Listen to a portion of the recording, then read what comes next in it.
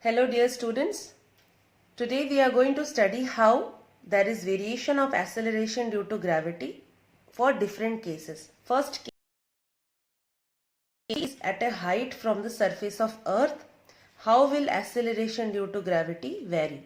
Now we know the body is kept at some height. Let that height be h from the surface of earth and r be the radius of earth. So if the body is kept at some height, then the weight of the body will be nothing but the gravitational force of attraction between the body and the earth. So mass of body is m, mass of earth is capital M. So weight of the body is gmm by r plus h whole square. This is the total distance square. So weight of the body I am taking mg dash, where g dash is the acceleration due to gravity at height h. So m into g dash is equals to gmm by r plus h whole square. This is for the given height. I am finding out the acceleration due to gravity, and the acceleration due to gravity I will get m of the body, mass of the body gets cancelled.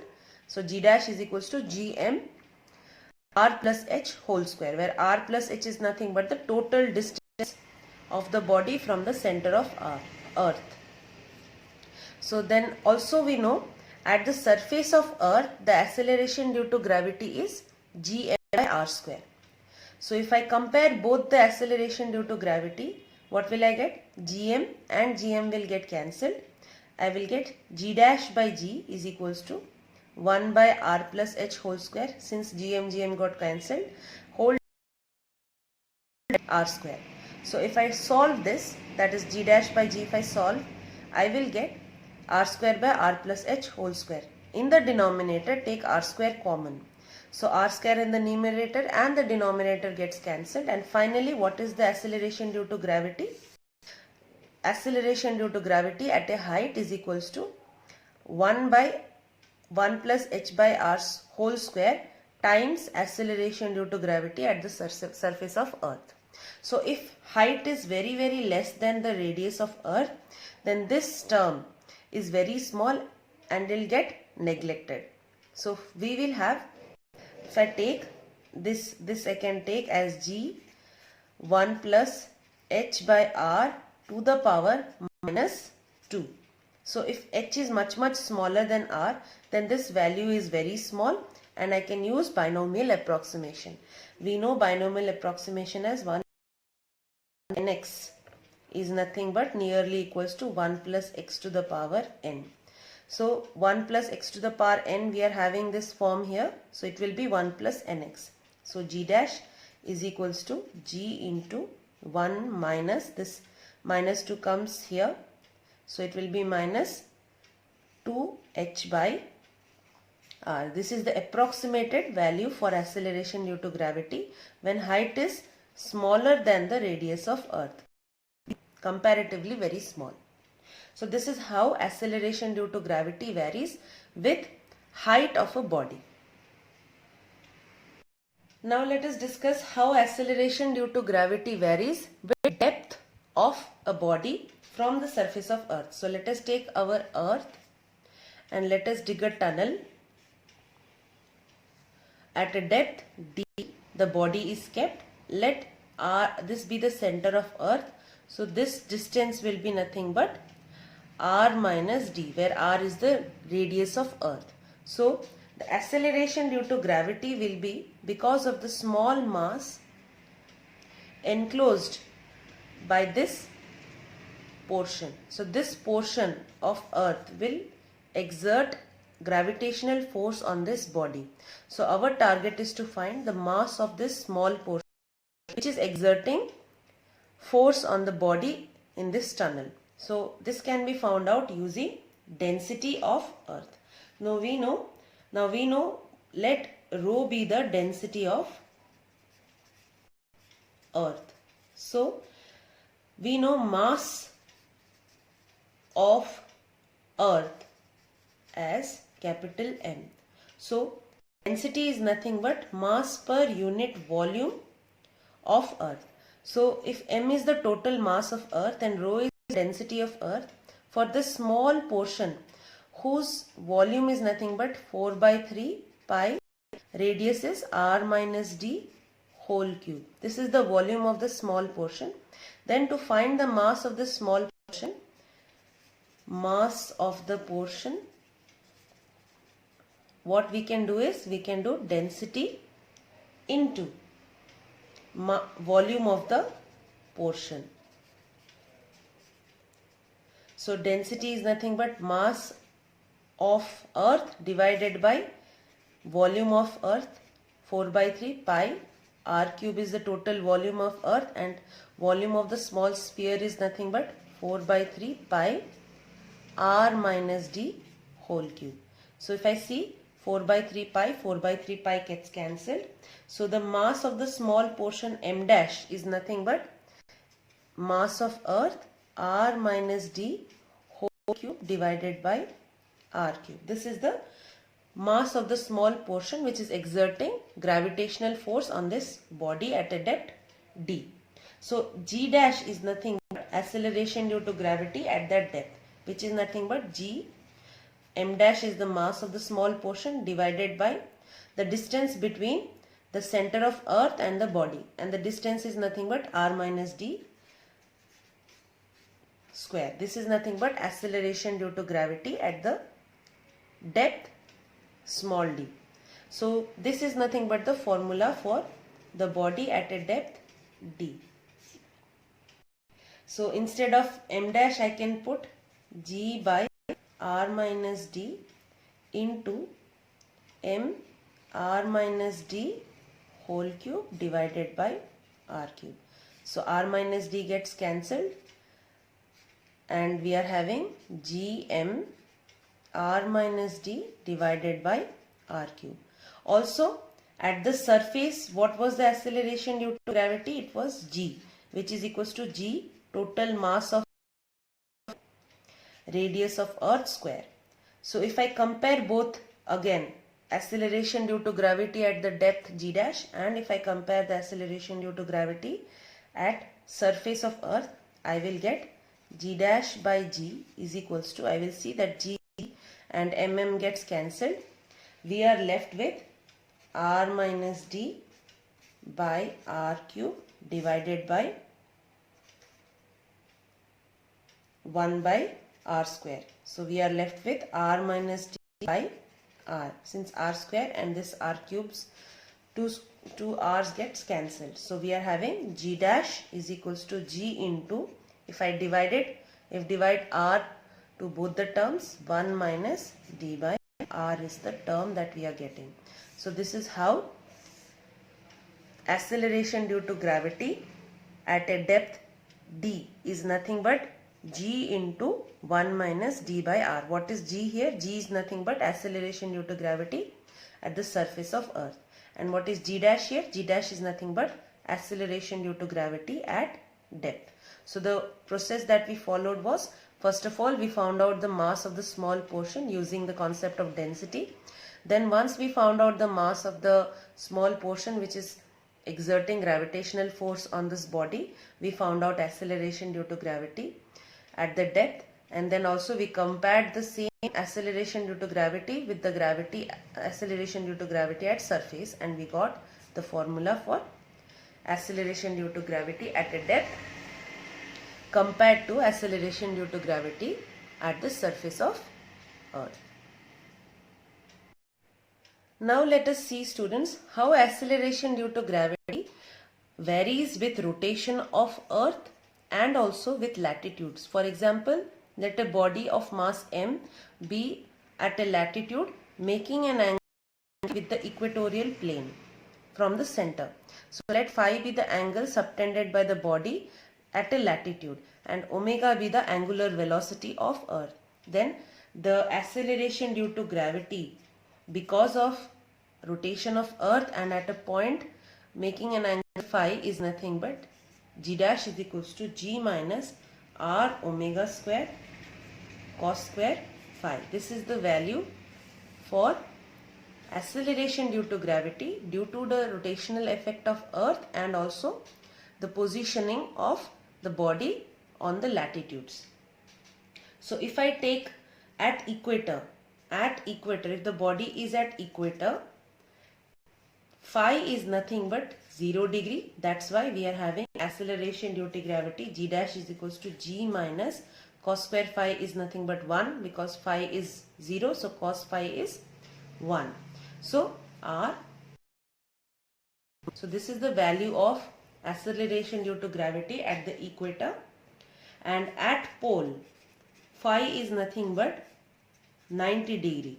So G dash is equals to G, and this cos square phi terms become 0 because cos 90 is 0. So this cos square phi becomes 0 and I get G dash is equals to G. So this is how the acceleration due to gravity varies with height, with depth and with rotation of earth and the latitudes where the body is placed. Now students, let us study what is gravitational field strength, gravitational field, and what is gravitational potential. So whenever a body is there of mass m, it has a gravitational field around it, inside which any mass enters, experiences a gravitational attraction due to this mass capital M. So the space or the region around which any other mass experiences an attracting force, gravitational force, is called gravitational field, and the strength of that field or the intensity of that field is called as gravitational field strength or gravitational intensity. It is I, or it is also denoted by F. So what is gravitational intensity or gravitational field strength? It is nothing but the force experienced by any body,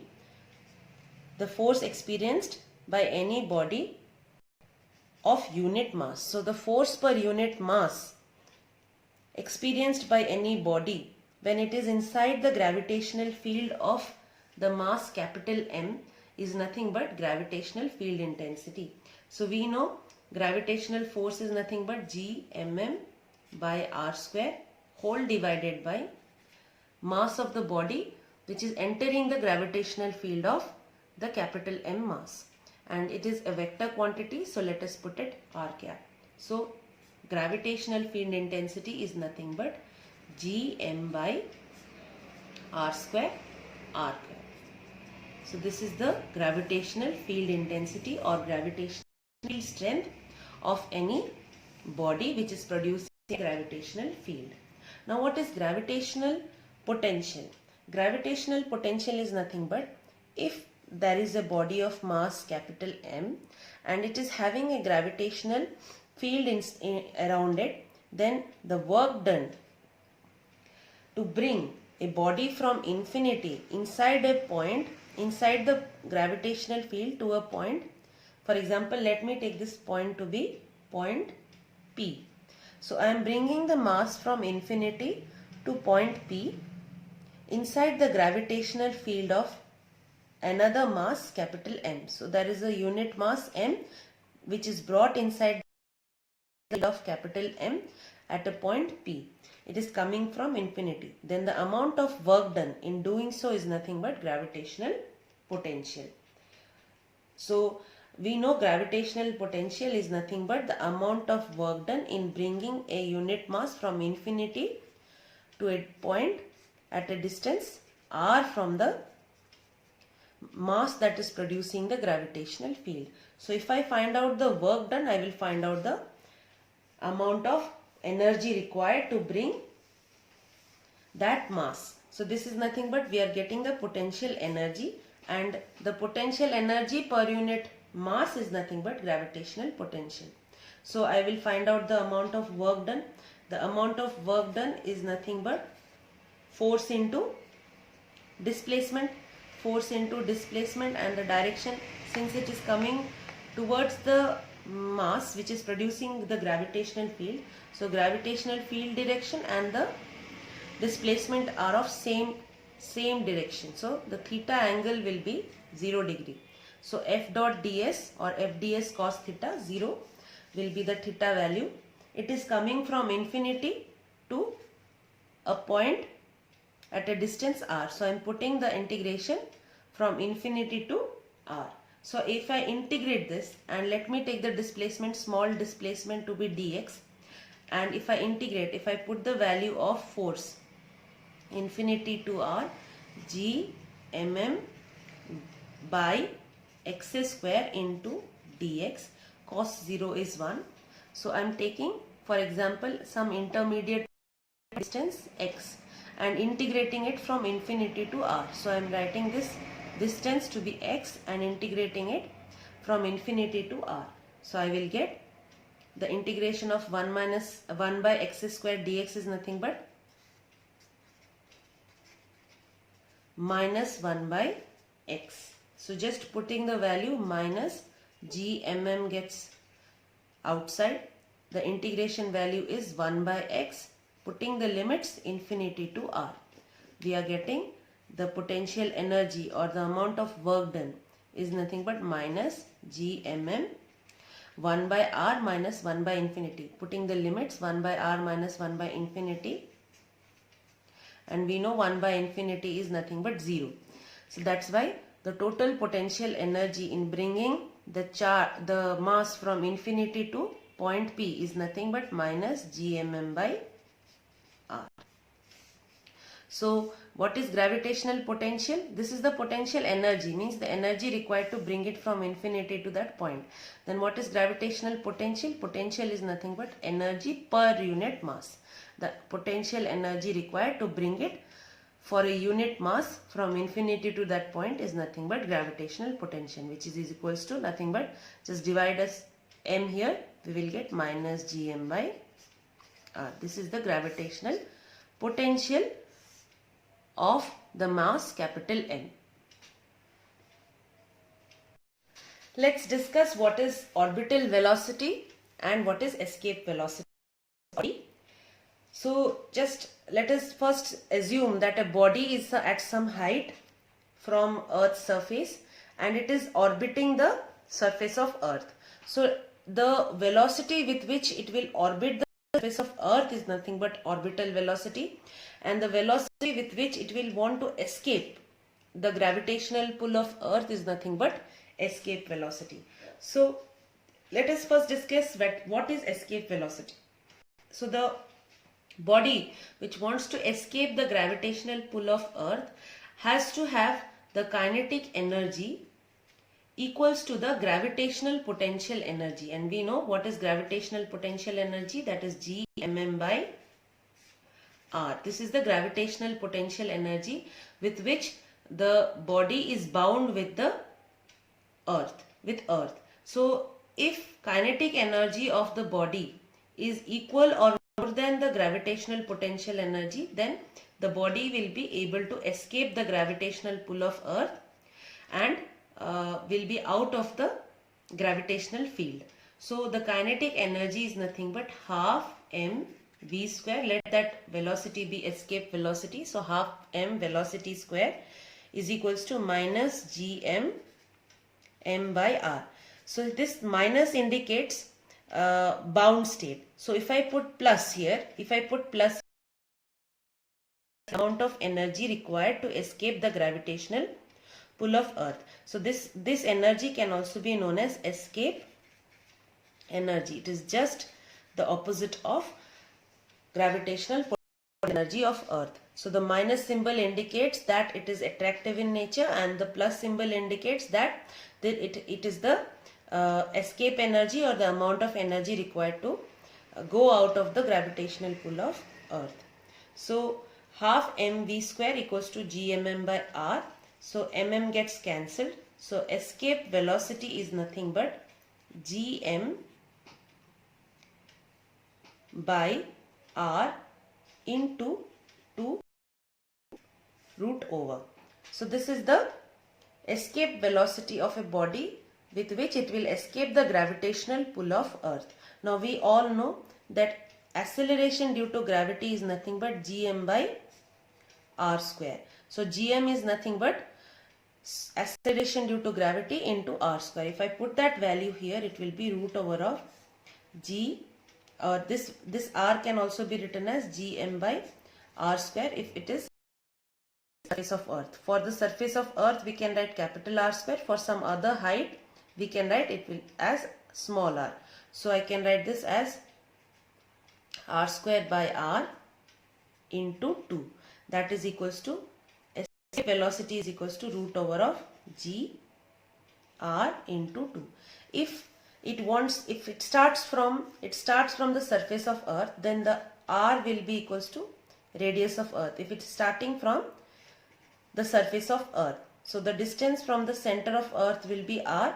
So instead of small r, I can put r, and I can write escape velocity is equals to root over of 2g r. This is the escape velocity for the body which wants to escape the gravitational pull of earth from its surface.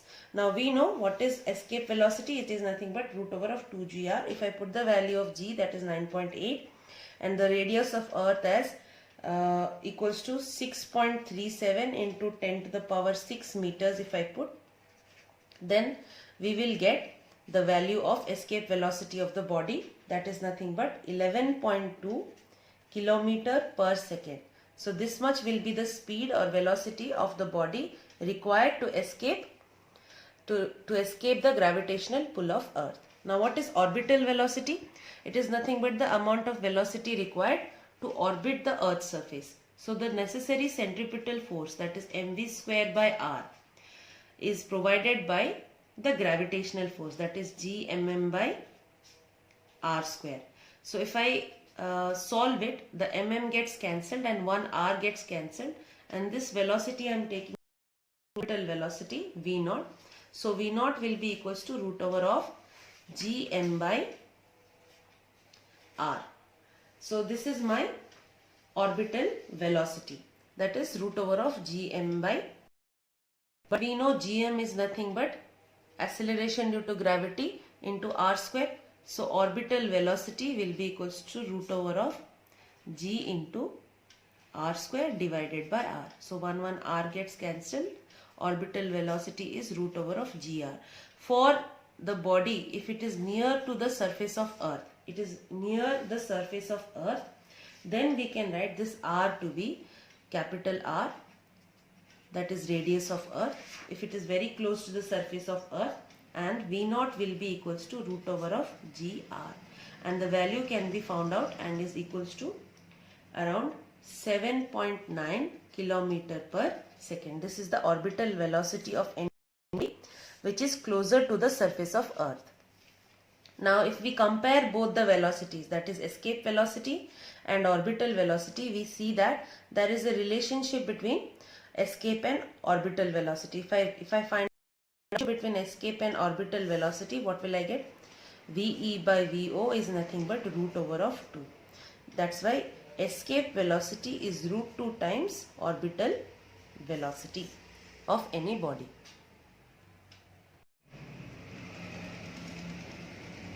Let's discuss about satellites. What are satellites? Satellites are nothing but celestial bodies which are revolving around any planet. So those are called natural satellites. For example, Moon is one of the satellites of Earth. Similarly, other planets also possess one or more than one number of satellites, natural satellites. So if we are talking about artificial satellites, they are broadly classified into two types. One is geostationary satellite and another is a polar satellite. Geostationary satellites are also known as geosynchronous satellites, and the other type is called polar satellites. Geostationary satellites have got the name because for a given point on Earth's surface, the satellite will always be constant.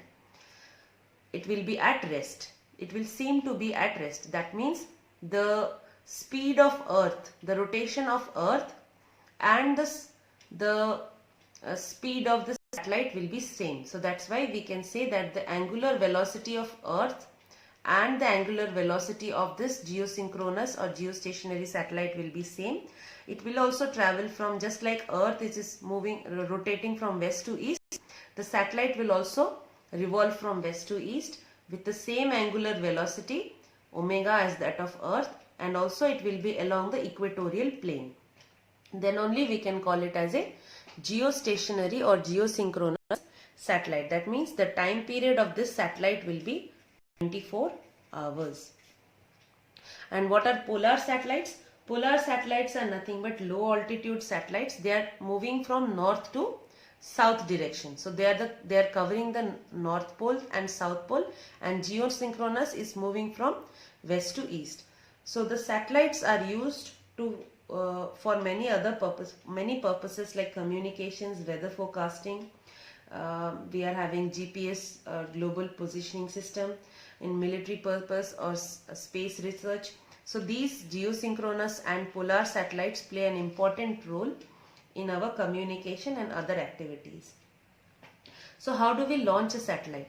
So what we do is, we first fix the satellites, place the satellites in rockets, or we can call it as launching vehicles. So we have PSLV, GSLV, those are all our launching vehicles. So they are multi-stage rockets. So these vehicles are nothing but rockets with boosters, thrust boosters. So the satellites are placed in these rockets, and the thrust helps in providing a velocity to these rockets. So the velocity of these satellites, of these rockets, is due to the thrust that is provided by the rockets. So the rockets move and provide velocity to the satellite, and this satellite starts revolving around the earth slowly from circular orbit. It starts achieving an elliptical orbit and reaches its parking orbit. When it's having the orbital velocity, when it is reaching the orbital velocity, then the satellite reaches its parking orbit, the orbit in which it will be revolving.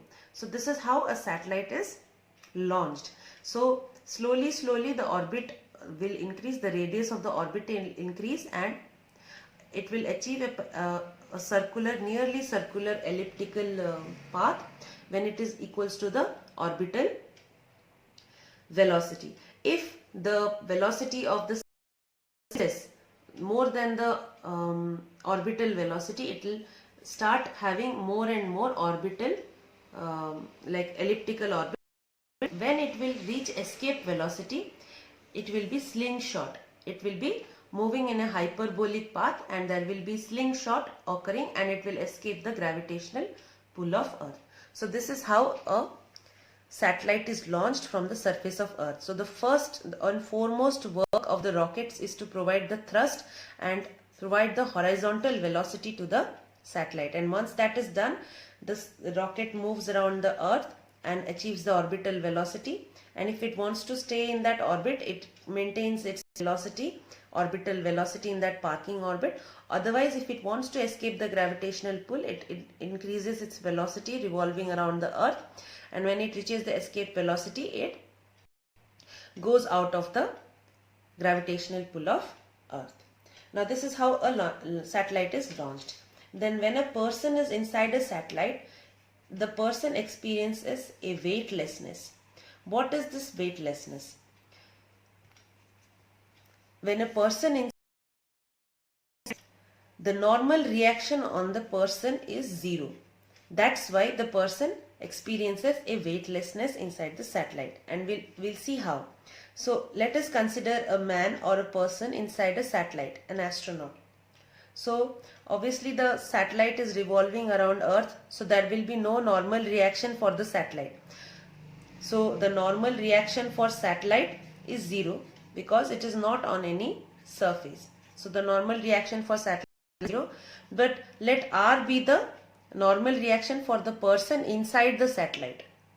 So we can see how many forces are acting on the satellite. There are two forces acting on the satellite, one force acting on the satellite, that is the gravitational force. This gravitational force provides the necessary centripetal force. So I can write Gm, mass of satellite, by R square is equals to nothing but mass of satellite V square by R. So the gravitational force provides the necessary centripetal force. Or I can write V square is equals to Gm by R. One R gets cancelled. So V square, that is the orbital velocity of the satellite, V square is nothing but Gm by R. Let this equation be equation number 1. Now let us see how many forces are acting on the person inside the satellite. One is the normal reaction and another is the gravitational force, and the net force between the two, that is normal reaction and the gravitational force, will provide the necessary centripetal force for the man. So I can write G mm by r square for the man minus normal reaction is equals to mv square by r. So I know V is nothing but Gm by r, so I can write G mm by r square is equal minus r is equals to m into, instead of v square I can write Gm by r, Gm by r into r is r square. So you see these two terms get cancelled and the normal reaction acting on the body is, or the person is, 0. Since the normal reaction is 0, the person will experience no weight. There will be no weight exerted on the person inside the satellite and the person will feel weightless. So this is how a person inside the satellite experiences weightlessness. So the last concept that we will be discussing about satellite is that what is the binding energy of the satellite? Binding energy of a satellite. So the binding energy is nothing but the total energy possessed by a satellite. So the total energy is nothing but kinetic energy, that is half m orbital velocity square, and potential energy, that is minus Gmm by r. What is m? M is the mass of Earth, small m is the mass of the satellite divided by r. We know orbital velocity v0 is nothing but equals to our Gm by r root over. So v square is nothing but Gm by r. So I can write half m Gm by r minus Gmm by r. So you see these two terms are same. This is half and this is minus 1. So I will get total energy is equals to half minus 1 is minus half Gmm by r. This is the total energy of the satellite, or the binding energy of the satellite. The negative sign indicates that the satellite is bound with the earth due to its gravitational force, and the satellite is in bound state.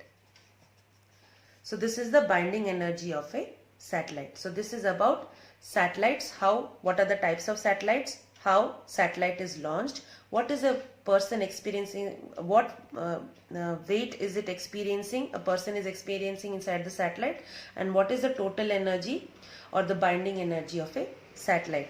Here we have satellite, but we can consider it for any other body also.